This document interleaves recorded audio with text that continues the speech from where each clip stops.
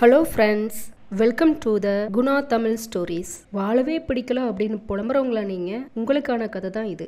எந்த சுச்சுவேஷன்ல இருந்தாலும் இந்த கதை உங்களுக்கு கண்டிப்பா ஒரு மோட்டிவேஷன் கொடுக்கும். வாங்க கதைக்குள்ள போகலாம். ஒரு நாள் அன்பு ரொம்ப சோகமா காணப்பட்டாரு. அவருக்கு அந்த வாழ்க்கையே பிடிக்காம போச்சு. வாழ்றதே வேஸ்ட்னு சூசைட் வரைக்கும் யோசிச்சு வாழ்க்கையை வெறுக்க ஆரம்பிச்சிட்டாரு. அதனால ரொம்ப விரக்தியோட ரோட்டோரமா நடந்து போயிட்டு இருந்தாரு. போகும்போது அவரோட கண்ணுக்கு ஒரு காடு ஒன்று தெரிஞ்சது. பிறகு அந்த காட்டை நோக்கி நடக்க ஆரம்பிச்சாரு. அந்த காட்டுல ஒரு வயசான பெரியவரை மீட் பண்ணாரு. அவர்கிட்ட அன்பு தன்னோட முடிவை சொன்னான். நான் வாழ்ந்துதான் ஆகணும் அப்படிங்கிறதுக்கு ஒரே ஒரு காரணத்தை சொன்னா கூட தன்னோட முடிவை மாத்திக்கிறதா அந்த பெரியவர்கிட்ட சொன்னாரு அன்பு. அதை கேட்ட அந்த பெரியவரும் லைட்டா சிரிச்சுட்டு அந்த காட்டுக்குள்ள அழகா அவர் அமைச்சுக்கிட்ட தன்னோட குடிசைக்கு கூட்டிட்டு வந்தாரு. அந்த குடிசை மூங்கில் தோப்புக்குள்ள அமைஞ்சிருந்துச்சு. பூச்செடிகளும் குடிசையை சுற்றி அழகா வளர்ந்திருந்தது. குடிசைக்கு வெளியே ஒரு கட்டில்ல உட்கார வச்சு சுற்றி இருந்தது எல்லாத்தையுமே அந்த பெரியவர் அன்பு கிட்ட காட்டிட்டு இருந்தாரு. இவை என்னன்னு தெரியுதா அப்படின்னு அன்பு கிட்ட கேட்டாரு. ஏன் தெரியாது? பூச்செடிகளும் மூங்கில்களும் அப்படின்னு அன்பு சொன்னாரு. இவற்றையெல்லாம் நான் தான் விதை போட்டு வளர்த்தேன் அப்படின்னு சொன்னாரு அந்த பெரியவர். ஓ அப்படியா, அழகா வளர்ந்துருக்குதே அப்படின்னு சொல்லி ஆச்சரியப்பட்டாரு அன்பு. இந்த பூச்செடிகளையும் இந்த மூங்கில் தோப்புல உள்ள மூங்கிலையும் நான் ஒண்ணு போலதான் நட்டு வச்சேன் அப்படின்னு பெரியவர் சொல்றத அன்பு வியப்போட கேட்டுட்டு இருந்தாரு.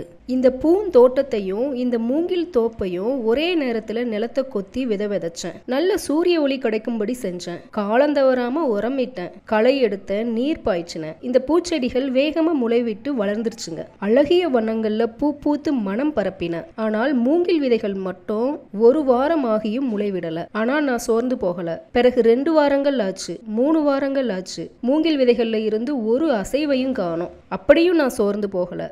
விதை முளைக்க தேவையான நீரும் சூரிய ஒளியும் கிடைச்சிட்டு தான் இருந்துச்சு. 5, 6, 7 அப்படின்னு வாரங்கள் அதிகமாயிக்கிட்டே இருந்துச்சு. அப்படியும் மூங்கில் விதைகள் முளைப்பதா தெரியல.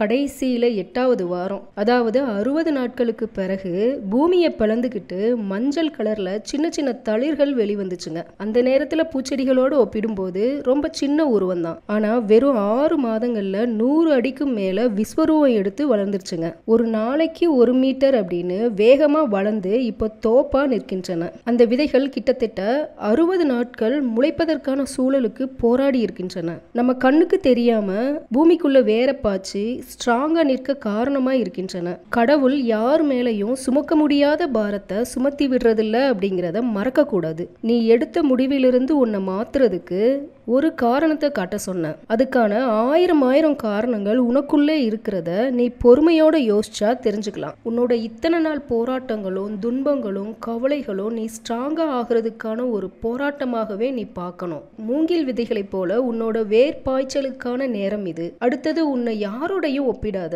ஒவ்வொருவரும் தனித்தனி திறமையானவங்க.